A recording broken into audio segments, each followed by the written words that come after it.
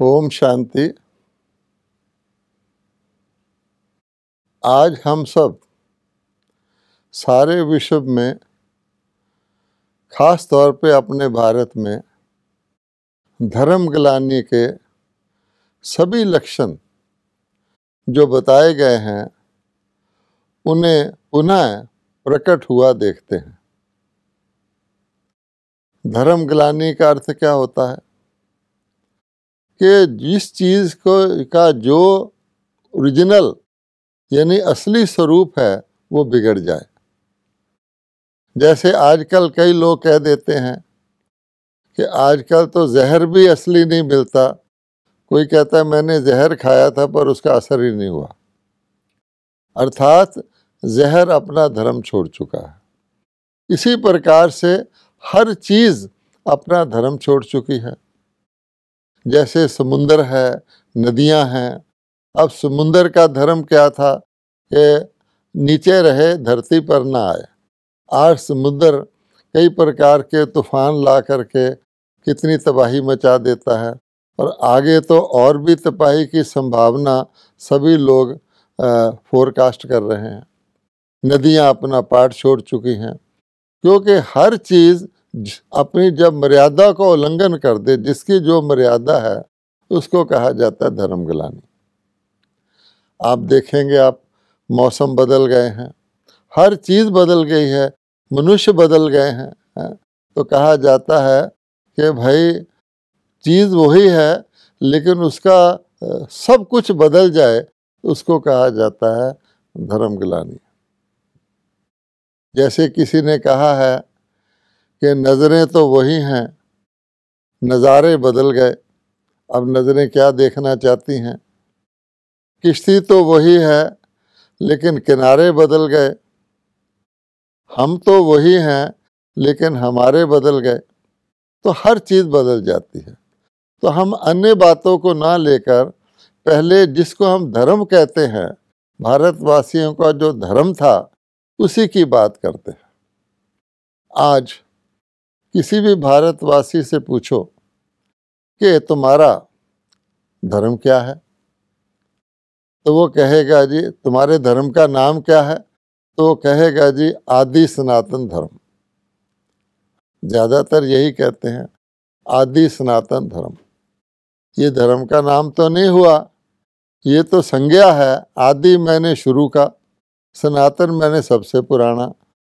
तो ये तो उसकी डिस्क्रिप्शन है कि शुरू से जो चला आ रहा था, जो सबसे पुराना है, वो हमारा धर्म है। और उस धर्म का नाम क्या है कोई भारतवासी नहीं बताता। फिर उनसे पूछा जाए कि भाई आपके धर्म का ग्रंथ कौन सा है।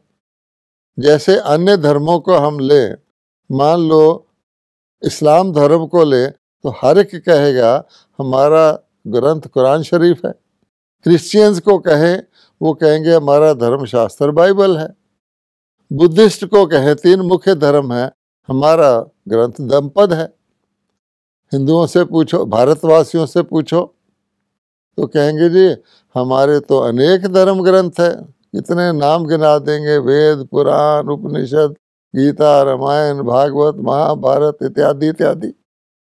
भाई वो तो ठीक है, लेकिन वो कौन सा ग्रंथ है जिसने तुम्हारा धर्म स्थापित किया, उसके वाक्य हैं? नहीं बता सकते। अगर पूछ लो आपका धर्म स्थापक कौन है, तो बिल्कुल ही कोई नहीं जानता। और फिर आदि सनातन कहते थे, अब हिंदू कहने लग गए हैं। अच्छा, हिंदू कहाँ से आ गया? क्या तुम्हारे आदि सनातन धर्म का नाम हिंदू है? आदि सनातन धर्म के जो चिन्ह हैं, आज वो धर्म तो नहीं रहा, लेकिन उसके जो वहाँ उस धर्म को पालन करने वाले के जो वहाँ थे, वो कौन आत्माएं थी? तो हम कहते हैं भारत देवभूमि है, यहाँ देवी देवता विचरण करते थे। अच्छा, अब देवभूमि का चिन्ह मंदिर है भारत में, देवी देवताओं के अनेक मंदिर हैं। आप देवी देवताओं के मंदिर में चले जाएं, मान लीजिए आप श्री लक्ष्मी श्री नारायण के मंदिर में चले जाएं, तो हम क्या कहेंगे?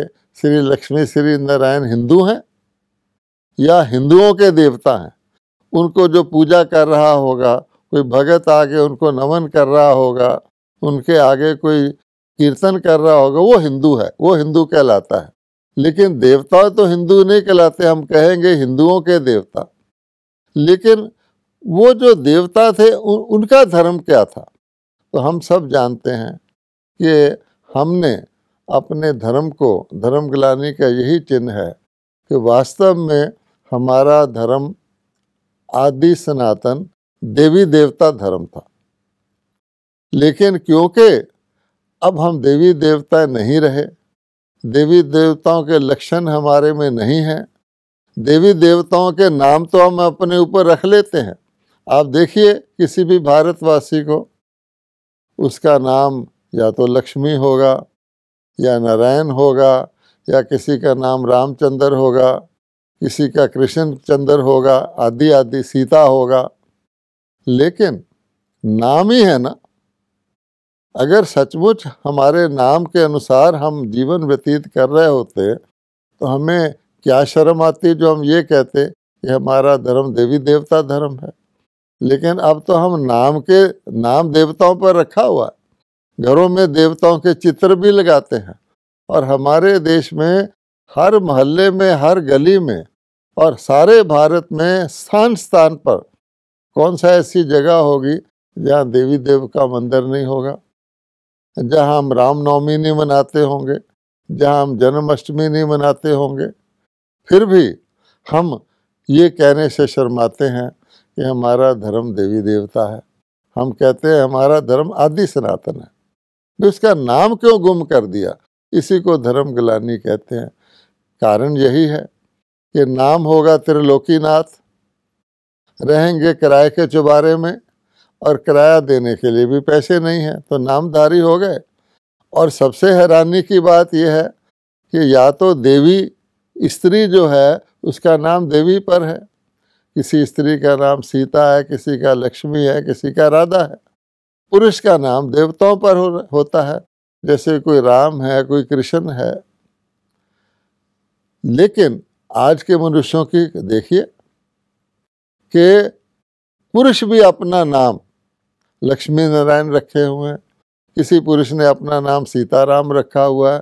आपको राधे श्याम भी मिल जाएंगे। पूछो भाई कि राधे तो स्त्री थी, कुमारी थी, श्याम पुरुष थे, तुम अकेले राधे श्याम कैसे हो भाई? नहीं बता सकते, मुस्कुरा देंगे।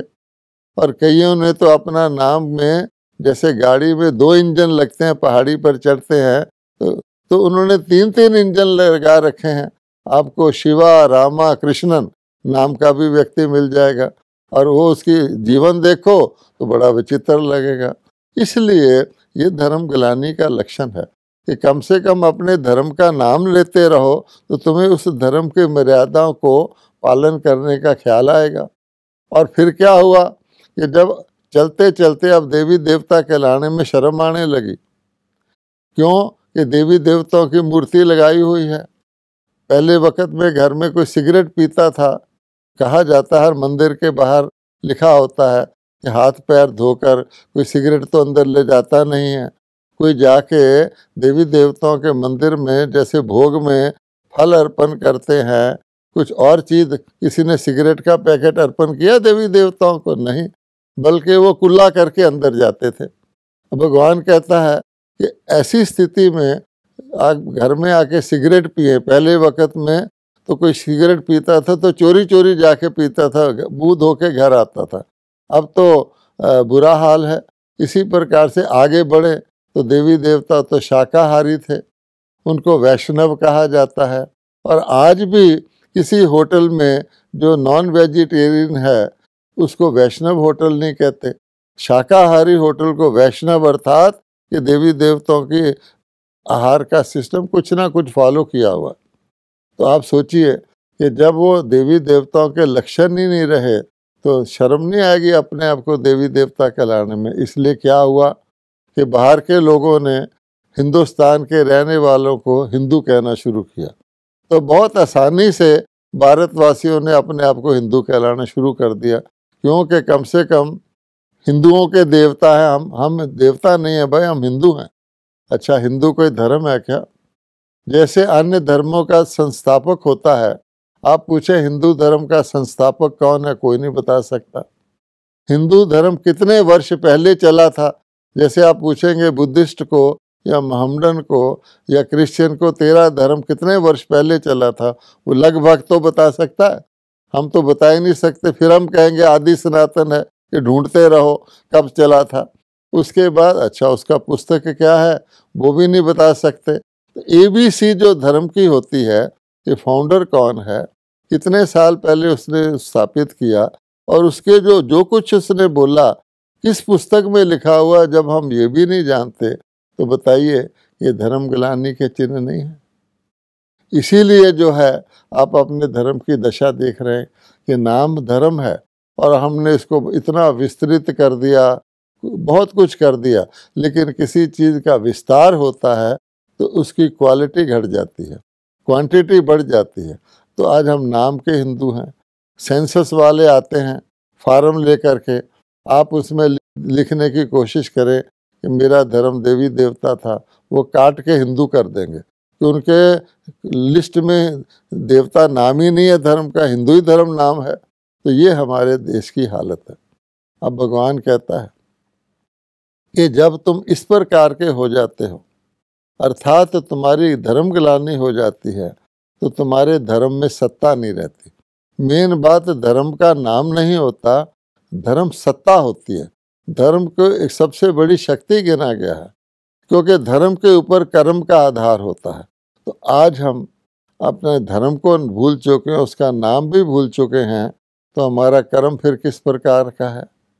तो हमारे कर्म में आप देखेंगे कि पहले जब भारतवासी कुछ ना कुछ अपने धर्म के नियमों का पालन करते थे, तो कुछ परहेज रखते थे, अपने कुछ असूल होते थे उनके।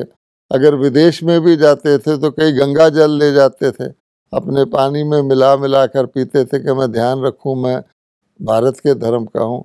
आज तो वो दशा रही नहीं। ऐसी धर्म गिलानी के समय फिर हमारा आचार, हमारे विचार, हमारा व्यवहार कैसा हो गया है। आप देखेंगे पहली बात विचारों की है कि देवी देवता श्रेष्ठ कहलाते थे। श्रेष्ठ का मतलब होता है ऊंचे से ऊंचा। अब आप देखिए कि श्रेष्ठ के कारण से उनके नाम के साथ श्री की उपाधि लगाई जाती थी। श्री लक्ष्मी, श्री नारायण, श्री राधे, श्री कृष्ण, श्री सीता, श्री राम। और इसमें भी आप देखेंगे कि पहले देवी का नाम आता है, फिर देवता का नाम आता है। राधे कृष्ण, सीता राम, लक्ष्मी नारायण, गौरी शंकर। अच्छा, अब हमारे वो गुण तो चले गए, लेकिन अब हम आज हर एक के नाम के साथ श्री लगा देते हैं। ये भी नहीं सोचते कि वो व्यक्ति का व्यवसाय क्या है, कोई चाहे जेब कुतरा भी होगा। हमारे भारत में अब श्री की उपाधि लगाना ही ऑफिशियल है। तो बताइए, तो ये और धर्म गिलानी हो गई कि हम श्री है नहीं, श्रेष्ठ है नहीं, तो श्री की उपाधि लगाते हैं। तो उसका मतलब क्या हुआ कि हम उसके एंटाइटल्ड नहीं हैं। और वैसे किसी को श्री कहो या श्रीमान कहो तो अंदर से सोचता है कि मैं श्री हूँ तो नहीं, पर लोग मुझे श्री कह रहे हैं। इसी प्रकार से अगर आप और देखेंगे तो अब कईयों ने अपने नाम के साथ डबल श्री भी लगाना शुरू कर दिया है। एक श्री से काम नहीं चलता, श्री श्री कहना शुरू कर दिया है। और इसी प्रकार से अब और आगे बढ़ेंगे तो आप क्या देखेंगे कि देवी देवताएं क्योंकि दैवी गुणों को धारण किए हुए हैं, उनके क्वालिफिकेशन में ही आता है सर्वगुण संपन्न। और आज के मनुष्यों को उसका उल्टा कर दें तो कोई अतिशोक्ति नहीं होगी, अवगुणों से भरे हुए हैं। और गाते भी हैं कि अवगुणों का मैं भरा हुआ है भगवान, प्रभु जी मेरे अवगुण चितना धरो, खुद कह रहे हैं। और भगवान को लॉजिक क्या दे रहे हैं, प्रभु जी मेरे अवगुण चितना धरो, क्यों ना धरो कि समदर्शी है नाम तुम्हारा। अर्थात तुम तो सबको एक ही दृष्टि से देखते हो। भगवान को शिक्षा दे रहे हैं कि तुम तो अच्छे बुरे को एक ही दृष्टि से देखते हो, इसलिए अगर मेरे अवगुण भी है तो मेरे अवगुण ना देखो, मेरे को भी उसी दृष्टि से देखो कि मैं गुणों वाला हूँ। भगवान मुस्कुराते हैं कि बच्चा वाह, मुझे ही शिक्षा दे रहा है। क्या मैं अवगुण किसी के देखता हूँ? अगर मैं अवगुण देखने लग जाऊं तो मैं भगवान काहे का हुआ? और अच्छा बेटा तू आ गया है, तू तो एक कहना मान ले, तू भी किसी के अवगुण ना देखा कर। तो कहते हैं नहीं प्रभु जी, मैं तो सबके अवगुण देखूंगा, आप मेरे अवगुण चित ना धरो। अब ये किस प्रकार की बातचीत भगवान से हम लोग करते हैं। इसलिए भगवान कहता है कि देखिए कि देवी देवताओं की मूर्तियों को मंदिर में जाके देखेंगे तो सिर से पांव तक उनके अंग अंग में आभूषण पहनाए जाते हैं। सिर पे रतन जड़ित ताज होता है, हर अंग का यानी 16 श्रृंगार किए जाते हैं, और उनके हीरों के मोतियों के मालाएं आज भी पहनाई जाती हैं मंदिरों के अंदर। लेकिन आज हम सम्मान के अधिकारी नहीं हैं। आज आप देखिए किसी व्यक्ति को आप किसी भी फंक्शन में माला पहना दें, अच्छे फूल लाके, महंगे महंगे फूल आजकल मिलते हैं, आजकल तो फूलों का भी बिजनेस चल गया है, अच्छे गुलाब के फूल ला करके उसको माला पहना दें, चाहे आपने उसको अपने फंक्शन का मुख्य अतिथि बनाया हुआ क्यों ना हो, वो व्यक्ति इमीडिएटली आधे मिनट के अंदर वो माला उतार के रख देगा। और इसको निर्माणता गिना जाता है आजकल। क्यों? अगर वो पहने रहे तो दूसरे कहने लग जाते हैं लो जी ये तो माला ही पहन के बैठ गए, और वो खुद भी अंदर से फील करता है। इसको निर्माणता, ह्यूमिलिटी गिना जाता है कि आपको इतनी महंगी माला खुशबूदार फूलों की पहनाई गई है, कृपया इसको उतार कर टेबल पर रख दीजिए, जैसे किसी ने सांप पहना दिया हो किसी को। अंदर का कारण क्या है कि दिल बोलता है कि मैं वास्तव में ना तो इतना गुणवान हूँ, ना मेरे जीवन में गुणों की खुशबू है, और मैं इसका अधिकारी नहीं हूँ। आज के ज़माने में मेरा कुछ पद है, लेकिन वास्तव में वो जो मेरी दिव्यता है वो नहीं है, इसलिए फटाफट माला उतार के रख देते हैं। और आप देखेंगे मालाएं कहाँ बिकती हैं? मंदिरों के बाहर मालाएं बिकती हैं। लोग ले जाकर मंदिरों में देवताओं को ही पहनाते हैं, अपने आप को इसका अधिकारी नहीं मानते हैं। अब आप सोचिए कि जब हमारी ये दशा हो जाए तो क्या इसको हम धर्म ग्लानि नहीं कहेंगे? इसलिए अब हमने क्या किया है कि धर्म ग्लानि के कारण हमने अपने वर्ष के अंदर कई धार्मिक उत्सव भारत में रख लिए हैं। हम होली मनाते हैं, होली का अर्थ नहीं जानते हैं। हम दशहरा मनाते हैं, दशहरे का अर्थ नहीं जानते हैं कि होली में कौन सा रंग लगाया जाता है। आत्मा को गुणों के रंगों से रंगा जाता है।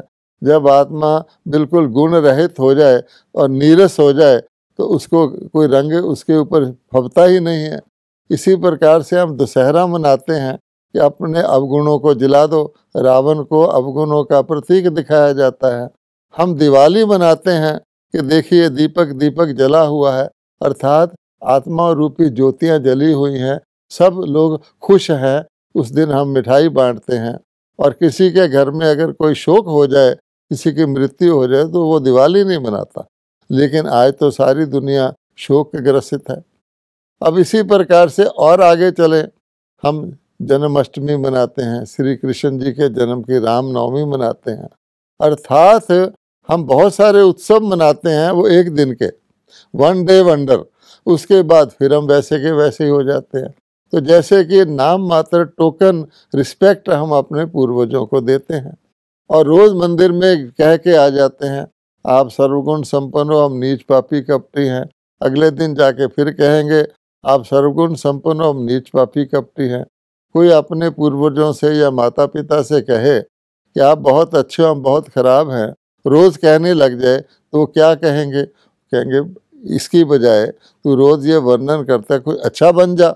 वो तो हम बनेंगे नहीं, इसलिए हम कहेंगे हम सदा भगत ही रहेंगे, हम सदा पुजारी ही रहेंगे, पूज्य बनो वो नहीं समझते हैं। इसलिए भगवान कहता है कि जब ऐसी धर्म ग्लानि हो जाती है, मेरे जो भारत मैंने जो मेरी जन्मभूमि है, जो देवभूमि था, जिसके अंदर कहा जाता है कि जहाँ नारी का सम्मान होता है वहाँ देवता विचरण करते हैं, वहाँ देवताओं का वास होता है। भारत के अंदर नारी का कितना सम्मान था, भारत के अंदर नारी का इतना सम्मान था कि भारत की सारी नदियों के नाम ही महलों के ऊपर रखे गए हैं। सबसे बड़ी गंगा कहा जाता है, गंगा, यमुना, महानदी, गोदावरी, कृष्णा, कावेरी, नर्मदा, ताप्ती, तो सब नाम महलों पर क्यों हैं? कि यादगार है कि जब तक ये नदियां बहती रहें, महलों का नाम, महलों का सम्मान कायम रहे। लेकिन आज भारत के अंदर महलों की क्या दशा है? आज आप देखा जाए तो जब आप सड़क पे चलते हैं तो हर ट्रक के पीछे लिखा होता है, बुरी नज़र वाले तेरा मुंह काला, बुरी नज़र वाले तेरा मुंह काला। आप देखिए, पहले वक्त में जब हम बच्चे थे, कोई व्यक्ति कोई दुराचार का खराब काम कर देता था, सचमुच उसका मुंह काला करके उसको गधे पर बिठाकर सारे गांव में घुमाते थे। आज हम सिर्फ लिख देते हैं, बुरी नज़र वाले तेरा मुंह काला। अगर हम सचमुच भारत के बुरी नज़र वालों का मुंह काला करने लगें तो शायद भारत में इतना ब्लैक पेंट भी नहीं होगा, हमें इंपोर्ट करना पड़ेगा उनका मुंह काला करने के लिए। इसलिए आज कौन व्यक्ति हैं जो मुंह काला नहीं करते? कहाँ वो देवी देवताओं का देश, और कहाँ अब एक द्रौपदी नहीं, एक दुशासन नहीं, कितनी नारियों का इज्जत रोज लुटती है, कितनी नारियों का गैंग रेप होता है। अब तो 3 साल की बच्ची को भी नहीं छोड़ा है, और 80 साल की बूढ़ी माता के साथ भी इस प्रकार का दुराचार करते हैं। तो ये कौन सा देश है? कौन सी प्रगति है? हम किस बात के ऊपर नाज कर रहे हैं कि हम बहुत बड़ी बड़ी बिल्डिंगें बना रहे हैं, बहुत बड़े बड़े प्लान बना रहे हैं, ये कर रहे हैं, वो कर रहे हैं। लेकिन कहा जाता है यदि धन चला जाए तो कुछ नहीं गया जाता, यदि स्वास्थ्य चला जाए तो कुछ जाता है, लेकिन यदि चरित्र चला जाए तो सब कुछ चला जाता है। If character is lost, everything is lost. जिनकी मूर्तियां हमने मंदिरों में रखी हुई हैं, जिनकी हम पूजा करते हैं, उनका प्रथम क्वालिफिकेशन चरित्र था। वो चरित्रवान थे, उनका आचरण श्रेष्ठ था, वो पूज्य थे, इसलिए हम उनकी मूर्तियों को भी पूजा करते हैं। जब वो सचमुच चैतन्य में होंगे तो कितने ऊंचे थे। और उसी भारत का गायन है कि भारत देवी देवताओं का देश था, भारत में इतना अथाह धन था, हम कहते हैं कि सोने की चिड़िया था। भारत को देखिए, सारी दुनिया के लोग लूट कर ले गए, आक्रमण किया। सब हैरान हैं कि भारत ने क्यों किसी देश पर आक्रमण नहीं किया, क्योंकि जो सम्मान वाला होता है वो दूसरे के ऊपर आक्रमण नहीं करता, जो शक्तिशाली होता है वो किसी का शोषण नहीं करता। ये भारत देश की शान रही है। अब तक भी भारत देश की ये रिकॉर्ड है कि भारत देश ने कभी किसी देश पर आक्रमण नहीं किया। अगर पिछले दिनों में, पिछले वर्षों में किसी देश की थोड़ी सी भूमि ले भी ली थी, वो वापस कर दी। ऐसा देश दुनिया में किसी ने देखा है? इसलिए भगवान कहता है, ऐ भारतवासियों, अपने स्वर्णिम इतिहास को देखो, जागो और ये सोचो कि तुम क्या थे। तो आज चरित्रहीनता, आज भारत की नारी थर थर कांप रही है। इसके लिए सिर्फ लॉ एंड ऑर्डर की व्यवस्था की गई है। इतना दुराचार, इतना अत्याचार हो रहा है, जब तक इसको नहीं रोका जाएगा, जब तक इसके लिए प्रयत्न नहीं किया जाएगा कि भारत का व्यक्ति चरित्रवान हो, भारत का व्यक्ति गुणवान हो, भारत के व्यक्ति में प्रेम हो, भारत के व्यक्ति में सहयोग की भावना हो, सच्ची शांति हो, तब तक भारत का वही हाल रहेगा जो हम देख रहे हैं कि नाम कैसा और कर्तव्य कैसा। तो अब हम नामधारी देवता ना बनके, देवताओं के नाम अपने ऊपर रखवा के देवताओं की निंदा और नरादर ना करें और अपने ऊपर बड़े बड़े टाइटल ना रखवाएं। अब हम कहते हैं जगत गुरु। सचमुच भारत सारे विश्व का गुरु था। भारत के अंदर लोग शिक्षा लेने आया करते थे, भारत के देवता आदर्श थे। आज भी सारी दुनिया के अंदर अगर कहीं अध्यात्म का नाम लिया जाता है, कहीं स्पिरिचुअलिटी का नाम लिया जाता है, तो सबसे पहले भारत का नाम आता है। आज भी कई देशों के पर्यटक, कई देशों के लोग भारत को समझकर कि भारत टावर हाउस था, विश्व का लाइट हाउस था स्पिरिचुअल, भारत में आते हैं और घूमते हैं। कोई हरिद्वार जाता है, कोई अन्य तीर्थ स्थानों पर जाता है, ढूंढते हैं, क्योंकि नगरों में और देशों में और भारत की गलियों में तो वो सभ्यता दिखाई नहीं देती। उनको अपनी ही सभ्यता, पाश्चात्य सभ्यता का एक अक्स दिखता है, वो भी घटिया तरह का फॉलो भारतवासी कर रहे हैं। जैसे कहा जाता है कि कौआ हंस की चाल चला और अपनी चाल भी खो दिया। ना वो वेस्टर्नाइज्ड हैं, ना वो ईस्टर्नाइज्ड हैं, बीच के हैं। तो बाबा कहता है कि नकल करते हैं, लेकिन बाबा कहता है कि ये भारत की वो प्राचीन सभ्यता, वो संस्कृति कहाँ है, जीवन में कहाँ है, दिखाई नहीं देती। पुस्तकों में पढ़ी है और पुस्तकें अनेक हैं, लेकिन पुस्तकें पढ़ते जाते हैं। पुस्तक पढ़ने से तो कुछ नहीं होता। रावण को भी कहा कि जाता है कि वो सारे ग्रंथ पढ़ा हुआ था फिर भी रावण का रावण। इसलिए ब्रह्मा कुमारी सबको ये संदेश देती हैं, क्या भारतवासियों, केवल अपनी प्राचीन सभ्यता का गायन न करो कि जहाँ डाल डाल पे सोने की चिड़ियाँ करती हैं बसेरा, नहीं थी बसेरा, वो भारत देश है मेरा। नहीं, पुनः हमें जागृत होकर अपनी आध्यात्मिकता को जीवन में लाना है और जीवन में ला करके अपने चरित्र को श्रेष्ठ बनाना है। भारत महान तब होगा जब भारतवासी महान बनेंगे। इसलिए ब्रह्मा कुमारी उसी सभ्यता को, उसी संस्कृति को जीवन में कैसे ढाला जाए और उसका प्रैक्टिकल धारणा करवाती हैं और करती हैं, और इसके लिए परमात्मा की शक्ति लेना आवश्यक और अनिवार्य है।